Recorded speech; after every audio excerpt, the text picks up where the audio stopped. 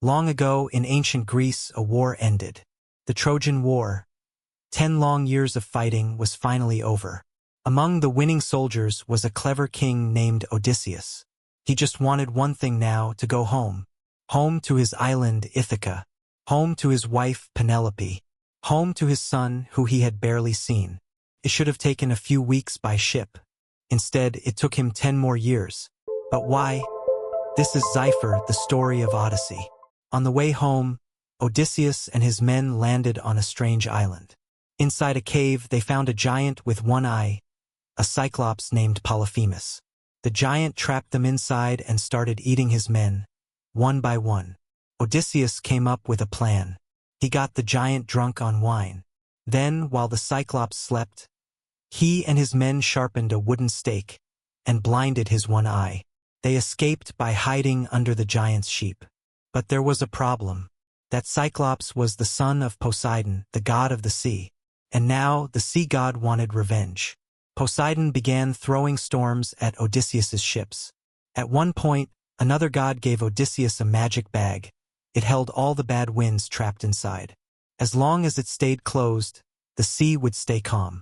They got so close to home they could see the shore.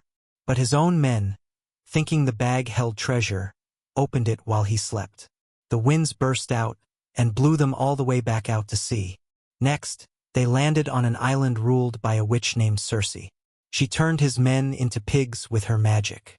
Odysseus faced her alone, resisted her spell, and forced her to change his men back. She ended up helping him and warned him about the dangers still ahead.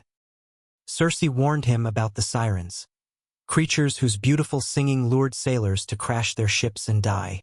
So Odysseus had his men plug their ears with wax. But he wanted to hear the song himself. He had his men tie him tightly to the ship's mast and told them, no matter what he said, "Do not untie me." They sailed past safely. He was the only man ever to hear the siren's song and live. Next came an even worse choice. A narrow strait with a 6-headed monster on one side and a deadly whirlpool on the other. There was no safe path, only a less deadly one. He lost more men, but the ship survived. Eventually, his hungry crew broke his one rule. They ate the sacred cattle of the sun god. It was the final straw. The god sent one last storm, and it destroyed the ship completely. Every one of his men died. Odysseus alone survived, washing up, alone on a distant island. A goddess there kept him for 7 long years, before the gods finally ordered her to let him go. Meanwhile, back in Ithaca, everyone assumed Odysseus was dead.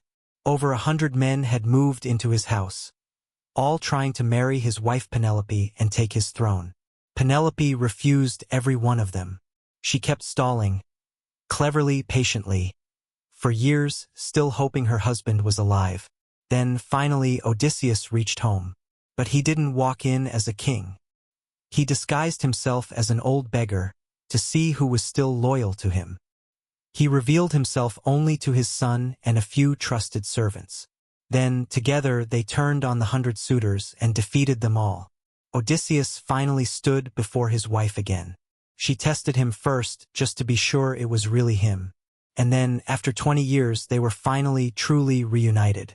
The Odyssey isn't just a story about a long trip home. It's a story about cleverness over brute strength, about loyalty that survives 20 years of silence, and about how the hardest part of any journey is often the very last step.